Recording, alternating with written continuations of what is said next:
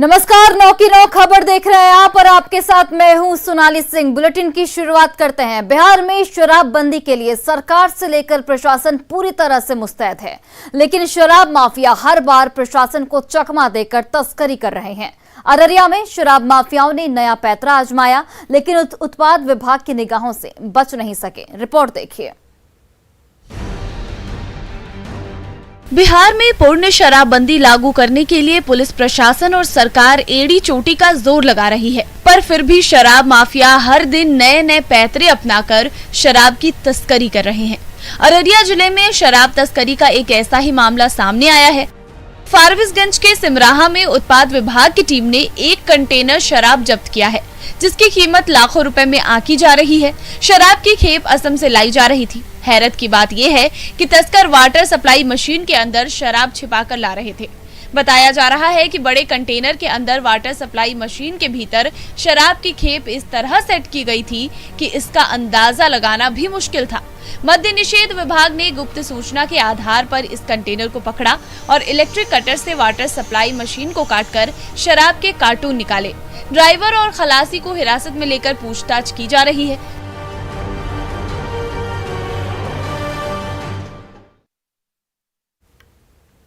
और इसी बीच बड़ी खबर आपको जमुई से बता रहे हैं, जहां पर 22 साल के युवक की गोली से मारकर हत्या कर दी गई है। सब्जी विक्रेता का बेटा था युवक और घटना से पूरे इलाके में हड़कंप मचा हुआ है। आपको बताते चले कि सदर अस्पताल में भी लोगों की भीड़ जुटी हुई है। पुराने विवाद में हत्या की आशंका जताई जा रही है। पुलिस फिलहाल इस पूरे मामले की जांच में जुटी है और परिजनों की ओर से लगातार आरोपियों की गिरफ्तारी की मांग की जा रही है।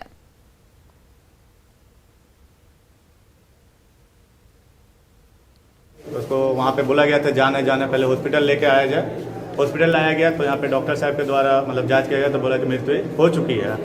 लेकिन इससे पहले भी केवल झगड़ा हुआ था कुछ लॉटरी की वजह से, और मेरे भगना के घर पे चढ़कर मारपीट भी किए थे, जैसे सर भी फटा था और FIR भी हुए थे।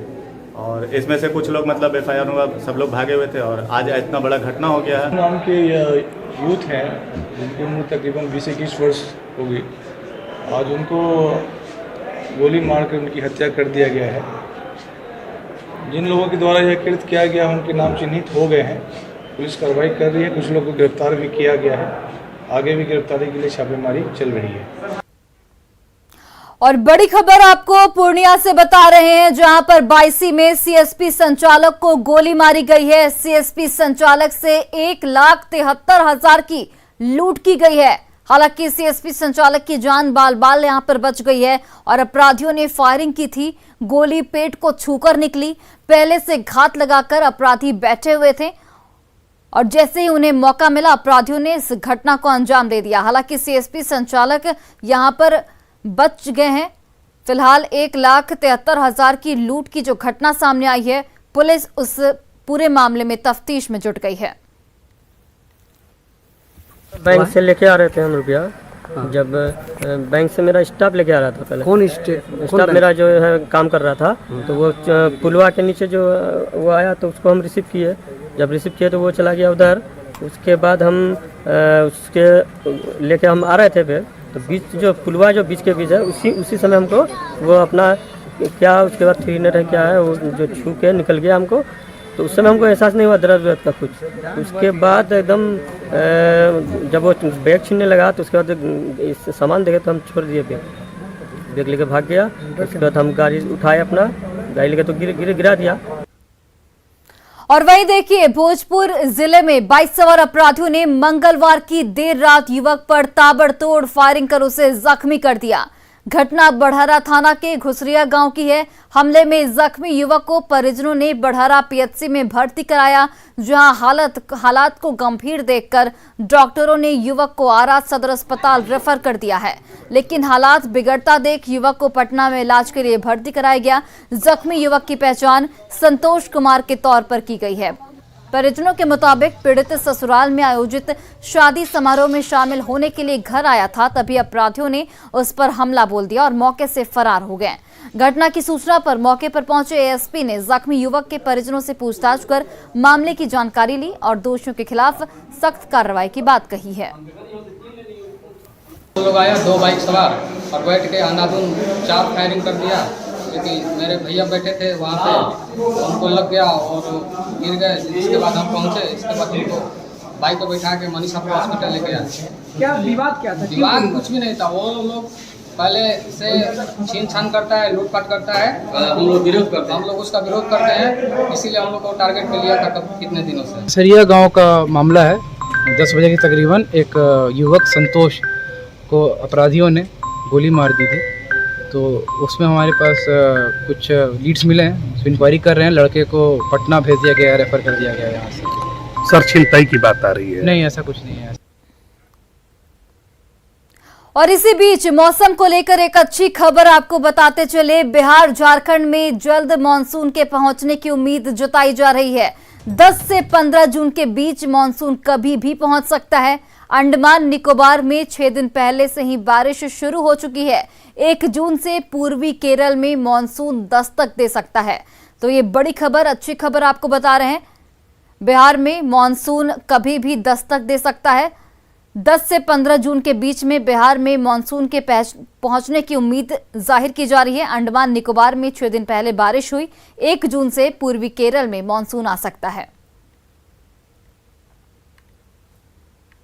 और देखिए, पटना नगर निगम ने प्री मानसून नाला उड़ाही की समय सीमा को बढ़ा दिया है। पहले 15 मई तक शहर के सभी छोटे बड़े नालों की साफ सफाई होनी थी, लेकिन ये समय सीमा बढ़ाकर 31 मई तक कर दी गई है।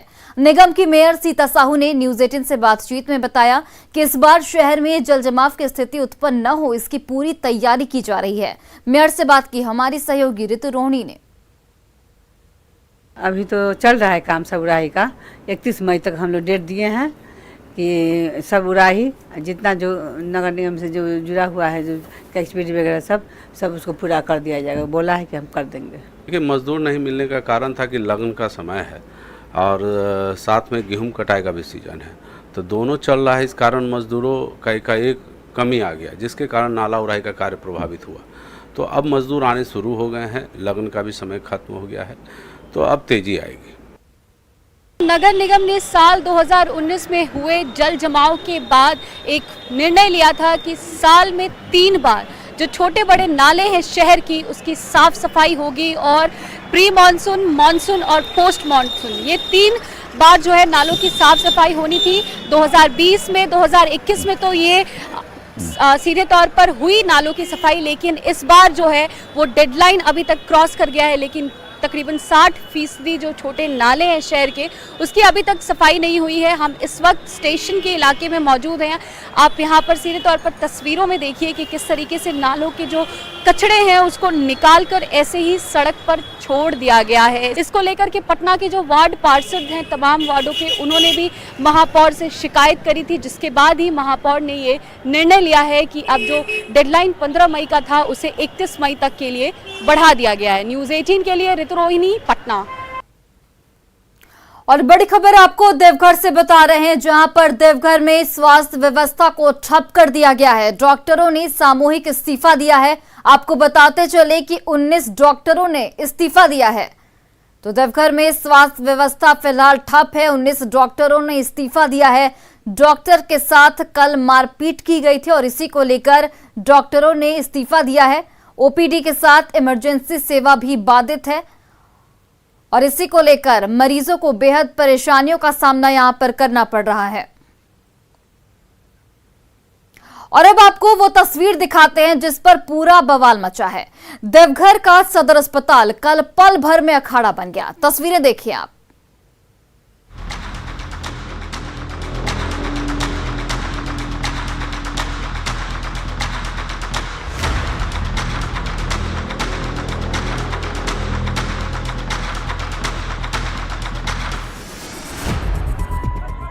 लोगों की भीड़ और जमकर हाथापाई। हंगामे के बीच लोग कैसे एक शख्स की पिटाई कर रहे हैं, देख लीजिए।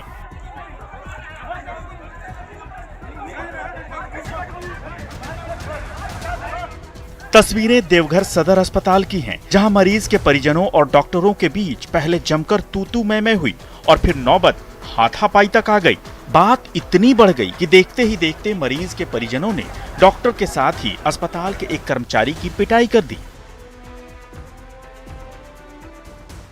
मैंने बोला कोई बात नहीं, ऊपर का चोट है, घबराने की जरूरत नहीं। मैंने बोला मैडम थोड़ा शांति रखिए, इलाज कर लें। इतने देर में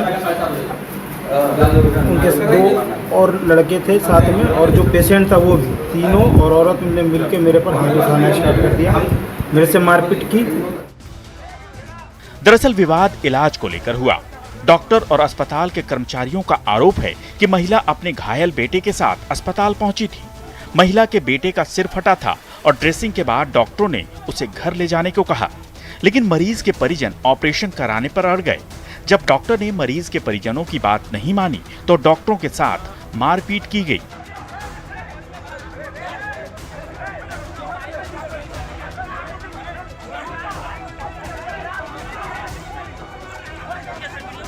डॉक्टर और अस्पताल के कर्मचारियों के साथ मारपीट का वीडियो सोशल मीडिया पर वायरल हो रहा है। डॉक्टर की शिकायत के बाद पुलिस आरोपी परिजनों को पकड़कर अपने साथ थाने ले गई, लेकिन अस्पताल के कर्मचारी इस वारदात से गुस्से में हैं। वैसे नगर थाने की पुलिस आरोपी को पकड़कर थाने ले गई, जिसके बाद सदर अस्पताल में आपातकालीन बैठक भी बुलाई गई। मनीष दुबे, न्यूज़ 18, देवघर। और पटना के एनएमसीएच में बच्चों के लिए अलग टीबी वार्ड बनाया गया है, जहां 14 साल से कम उम्र के बच्चों का मुफ्त में इलाज किया जाएगा। अस्पताल के शिशु रोग विभाग में बने वार्ड में कुल 18 बेड हैं। हर बेड पर ऑक्सीजन की सुविधा मौजूद है। वार्ड में वेंटिलेटर और इन्फ्यूजन की सुविधा भी है। एनएमसीएच के सुपरिटेंडेंट डॉक्टर विनोद कुमार सिंह ने कहा कि टीबी संक्रमित बच्चों के मुफ्त और बढ़िया इलाज की हर सुविधा उपलब्ध है। अस्पताल की सुविधा से मरीजों के परिजन जो हैं वो भी संतुष्ट नजर आ रहे हैं।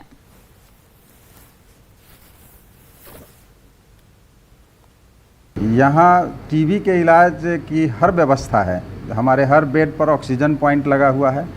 टीबी के मरीजों को आमतौर से सांस की तकलीफ होती है तो ऑक्सीजन है, पानी है, टीबी की सारी दवाइयाँ हैं। कई बच्चों को एंटीबायोटिक्स की भी ज़रूरत पड़ सकती है, तो वैसी स्थिति में टीबी के मरीजों का संपूर्ण इलाज फ्री ऑफ कॉस्ट यहाँ हम लोग देने की स्थिति में है। बहुत खुश है सर। क्या हुआ है? बहुत जबकि शिफ्ट हो गया वहाँ से, जब पहले दूसरी जगह था, अब यहाँ बच्चा वार्ड में हो गया है। टीबी का टीबी वार्ड हो गया है, वो बहुत अच्छा हो गया। टीबी का इलाज होगा। बहुत खुशी की बात है कि गांव जवार से आकर सुरक्षित अपना इलाज करवा के पूर्ण रूप से बढ़िया से खुशी से जा सकते हैं।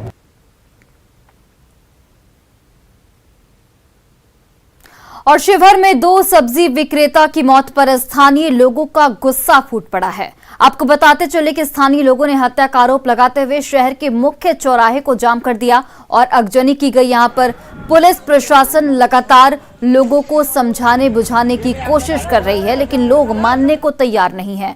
बताया जा रहा है कि शिवहर के पहाड़पुर में एक सब्जी विक्रेता का शव लावारिश हालत में मिला था। वहीं तरियानी के नरवारा में एक फल विक्रेता की मौत सड़क हादसे में हो गई थी, जिसके बाद स्थानीय लोग आक्रोशित हो गए और जमकर बवाल काटा गया।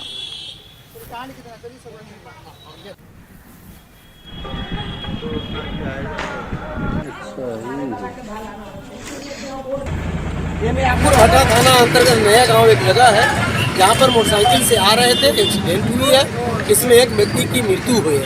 मृतक का नाम धर्मेंद्र शाह है। अभी कुछ लोगों का ऐसा कहना है कि उनकी हत्या की गई है। इन पहलुओं पर भी हम लोग जांच कर रहे हैं। आप लोग जगह जगह रोड जाम किए हुए हैं, क्या मांग है आपका? मांग क्या है? मार के फोकले वगैरह लेके गए, सब समाज में जाकर दिया। और इसी बीच बड़ी खबर आ रही है कटिहार से, जहां पर ट्रैक्टर पलटने से 2 मजदूरों की मौत हो गई। प्राणपुर थाना क्षेत्र के गंगा नगर की ये पूरी घटना है, जहां पर बांस लदा ट्रैक्टर पलटा और इसमें दबने से मजदूरों की मौत हो गई। स्थानीय लोगों ने ट्रैक्टर से शव को हालांकि निकाल लिया है और घटना से पूरे इलाके में मातम पसर चुका है। तो ये बड़ी खबर आपको बता रहे हैं कटिहार से। प्राणपुर थाना क्षेत्र के गंगानगर की ये पूरी घटना है, जहां पर बांस से लदा ट्रैक्टर पलटा और इसमें मजदूर जो हैं वो दब गए। मौके पर ही उनकी मौत हो गई।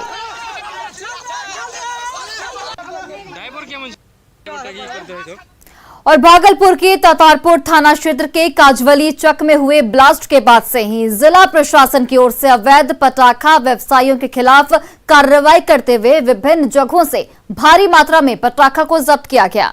गुप्त सूचना के आधार पर कार्रवाई करते हुए पुलिस ने कोतवाली थाना क्षेत्र में 10 कार्टन पटाखा बरामद किया है।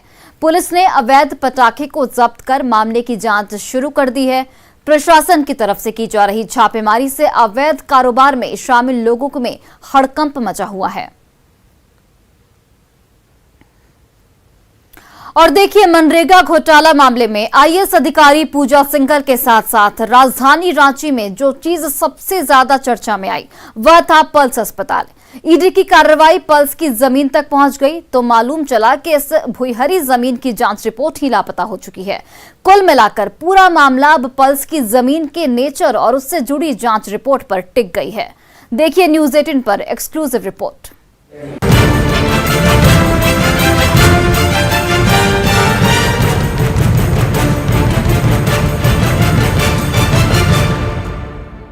कहते हैं बात निकलती है तो दूर तक जाती है।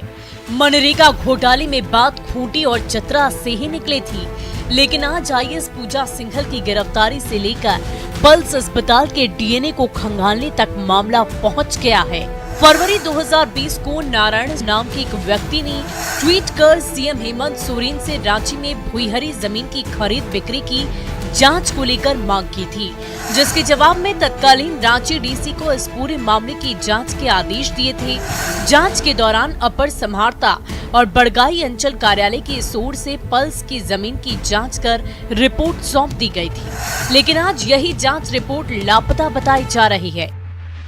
लेकिन पूजा सिंघल मामले में मुख्य याचिकाकर्ता अरुण कुमार दुबे ने आरटीआई के तहत जो जानकारी मांगी उसके तहत इस जांच रिपोर्ट से जुड़ी कुछ अहम दस्तावेज न्यूज़ 18 से साझा की। इस दस्तावेज में बड़गाई अंचल की ओर से सौंपी गई जांच रिपोर्ट में साफ कहा गया है कि पल्स अस्पताल जिस जमीन पर बना है वह भुईहरी जमीन है, जिसे सामान्य स्थिति में खरीदा या बेचा नहीं जा सकता।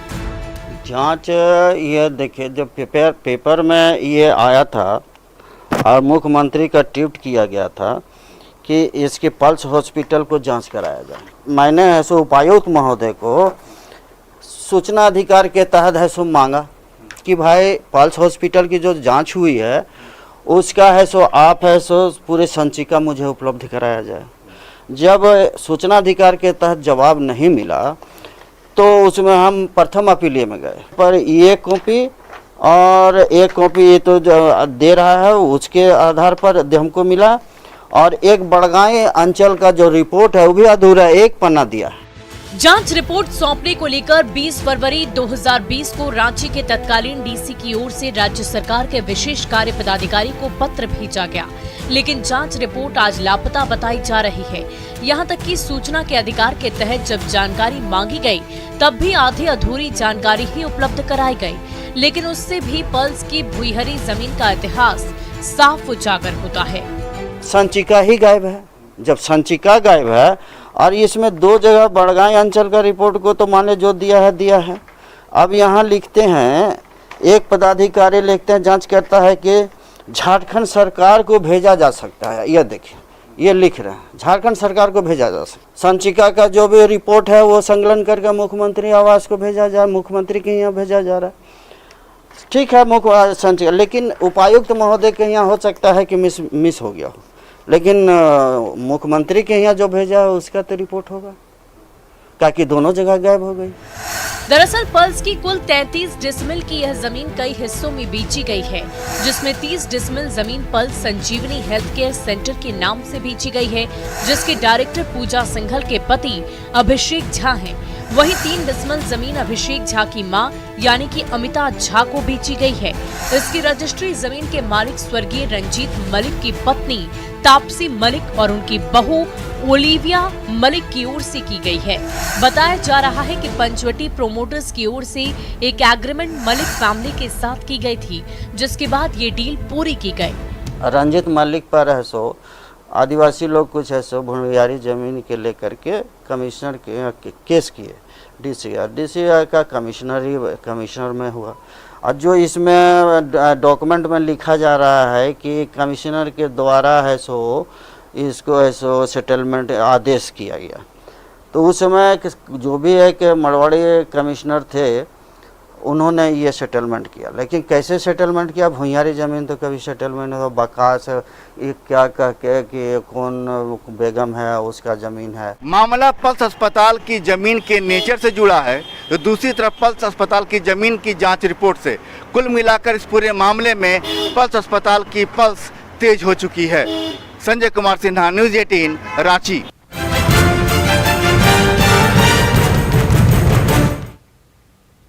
और फिलहाल इस बुलेटिन में बस इतना ही। आप देखते रहिए न्यूज़ 18 बिहार झारखंड।